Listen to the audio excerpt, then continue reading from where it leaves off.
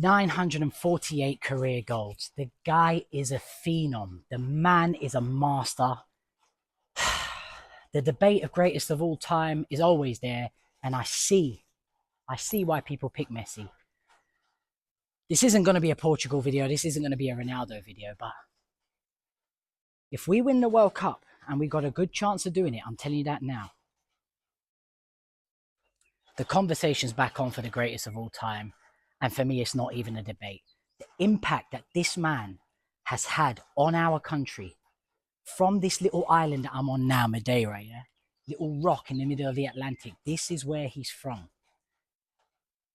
Absolutely sensational. But the reason I'm doing this video is I can't forget or forgive that a lot of fans backed Ten Hag when it came to pushing this man out of the club. A lot of fans backed Ten Hag when it came to playing Weghorst ahead of this man. I just cannot believe it.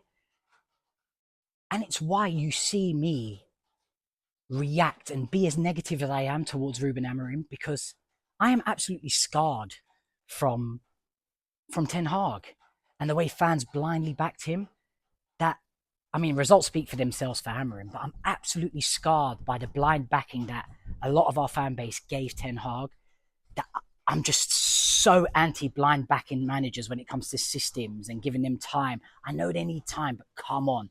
You need to show some sort of result as and when you go on, some sort of improvement. And let's be honest, Ruben Amorim has not done that. But anyway, straight to the point of this video. Roy Keane said something after the game, after Ronaldo scored 948 goals. And he made the point. I'll stick it up here on the screen so you can see it for yourself. Let's have a look at his pressing stats. I wonder what they're like. That obviously is more important than goals these days. And it's such a valid point, right? I know Roy Keane. Yeah, I would like Roy Keane, right? But, I mean, analysing football content, and I'm not talking about YouTube and all that, but yeah, of course I'm talking about YouTube too, but just in general, whatever happened to just being black and white with it, not going into stats, not over-reading things like XG and pressing and systems and all this and that. Ronaldo scores fucking goals. And because of pressing and systems and all this stuff, he got ridiculed and said that he was a detriment to the Manchester United team. I'm going to be fair to Ruben Amorim, and one of my subscribers, Michael, who comments on all my stuff, is the one who pointed it out to me, and it's such a valid point. I'll put it up again, but the reason Ten Hag had such a better start than Ruben Amorim is because he had David De Gea in goal and he had Cristiano Ronaldo up front. Simple as that. And thanks for putting that out, Michael. I'm going to be fair to Ruben Amorim. If he had Cristiano Ronaldo and David De Gea, he would have had a better start too. Ten Hag went and self-sabotaged himself, and to be fair, absolutely sabotaged Ruben Amorim. Still, we expect more from Ruben Amorim. This is just a quick video to say, guys, chill out with all the overlooking stats, overlooking pressing, overlooking all of this fucking nonsense. Like, use the eye test. Watch football how it's meant to be watched. And Cristiano Ronaldo is a great example of that. 40 years old, still scoring goals, still doing it for Portugal. I love how, listen, it's international break and I'm all in on the Premier League. I hate these international breaks, even though they're qualifiers, etc., etc. But it's funny how no one ever speaks about this country when it comes to the World Cup. Ninguém fala na gente. Ninguém pensa que a gente vai ganhar. No one ever thinks we're going to win. We just won the Nations League, bruv. We beat Germany, we beat Spain, right? And no one, absolutely no one is talking about us. Absolutely no one is thinking that we're favourites. They're thinking England are favourites. I don't know, the last time England won something. Oh, look. That's it, getting it done. Needs to be done, right? People keep thinking England are favourites, right? Since when has England won anything? Not in my lifetime.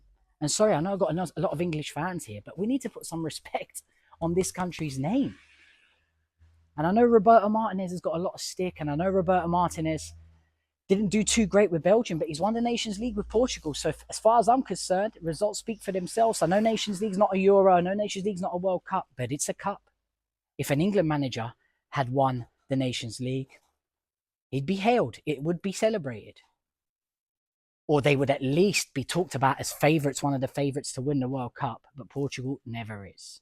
But anyway, guys, just a quick one from me. Just a quick one to remind people, like, I am the way I am because Ten Hag absolutely wrecked me. And I weren't doing football content then. I started in June, right? Ten Hag was gone by then. It was all Ruben Amorim. But Ten Hag has absolutely wrecked me with his decisions, with me backing him as a manager, thinking he's going to get this right. He's won 2 trophies. But some of the decisions the man made absolutely wrecked me. And what Roy Keane said yesterday just reminded me why I am the way I am. You know, too many of us overthink football, overlook football, talk about Ruben Amorim and his systems and how his system 3 at the back and all this and all that, and it will come good. And let's just look at what it is. It's not working. And it's as simple as that. Let's hope he gets a second win in a row for the first time since being Man United manager. And listen, this record dates way beyond him. And a lot of people say that and use that as an excuse. Oh, the record's not just his. But listen, he's continued the record. He needs to fix that record. He should have fixed that record by now. And it would be a wonderful story if he does it against Liverpool. And if he does, mate, I'm going to be happy. I'm going to celebrate it.